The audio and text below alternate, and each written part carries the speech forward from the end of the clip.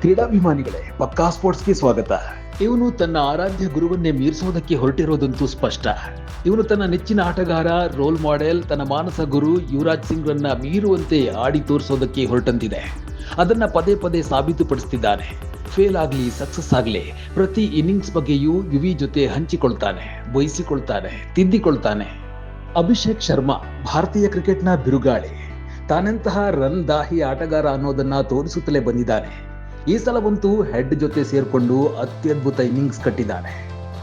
SRH ತಂಡ ತಳ ಸೇರಿದ್ರು, ಅಭಿಷೇಕ್ ಪಂಜಾಬ್ ಎದುರು ಬುಡಮೇಲಾಗಿಸುವಂತಹ ಆಟವನ್ನ ಆಡ್ಬಿಟ್ಟ. ಏನ್ ಪ್ರಯೋಜನ ಅಂತ ಕೇಳಬೇಡಿ. ಈತ ತೋರಿದ ಆಟ T20 ಫಾರ್ಮೆಟ್ ಅಲ್ಲಿ ಯಾರ್ಯಾರು ಆಡ್ತಿದ್ದಾರೋ ಮತ್ತೊಮ್ಮೆ ಅವರೆಲ್ಲರ ಕಣ್ಣು ಕುಕ್ಕಿ ಬಿಟ್ಟಿದ್ದಾನೆ. ತನ್ನೊಳಗಿರುವಂತಹ ಸೋಲಿನ ಕಹಿಯನ್ನೆಲ್ಲ ಕಕ್ಕಿ ಬಿಟ್ಟಿದ್ದಾನೆ. ನಂದು ಟಮುಕು ಟಿಮುಕು ಟುಯಿ ಆಟ ಅಲ್ಲ ಅನ್ನೋದನ್ನ ತೋರಿಸ್ಬಿಟ್ಟಿದ್ದಾನೆ. 55 ball 141 run, 10 sixer, 14 boundary. 246 run ಟಾರ್ಗೆಟ್ನಲ್ಲಿ 66 ರನ್ ಹೊಡೆದ ಟ್ರಾವಿಸ್ ಹೆಡ್ಡೆ ಅಭಿ ಆಟಕ್ಕೆ ಹೌಹಾರಿದ್ದಾರೆ.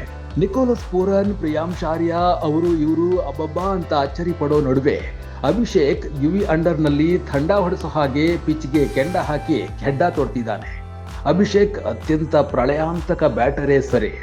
ಮೊದಲಿನಿಂದಲೂ ಬಲಿಷ್ಠ ಎನಿಸಿಕೊಂಡಿದ್ದ SRH ತಂಡದ ಶಾಕಿಂಗ್ ಸೋಲಿಗೆ ಅಭಿಷೇಕ್ ಮುಲಾಮು ಹಚ್ಚಿದಂತಾಗಿದೆ. ಸದ್ಯದ ಸ್ಥಿತಿಯಲ್ಲಿ ಟಾಪ್ ಟೀಮ್ಗಳ ಪಾಡು ಅಲ್ಲೋಲ ಕಲ್ಲೋಲ ಎಂಬಂತಾಗಿದೆ.